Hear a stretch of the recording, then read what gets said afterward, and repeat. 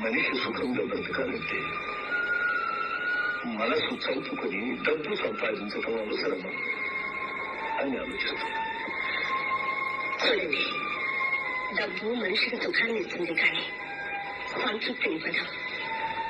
ఆ తృప్తిని ఇవ్వగలిగింది ఆ దైవం ఒక్కడే. ఏ ఆలోచన లేకుండా సుఖంగా వెతుక్కోండి. నన్ను చూసి ఆ నిద్ర కూడా ప్రేమించిందేమో చెప్పి నిద్రే పెట్టడం లేదు. కల్పనన్నీ మర్చిపోయి పడుకుంటే నిద్ర అదే పడుతుంది. నీ మది చల్లగా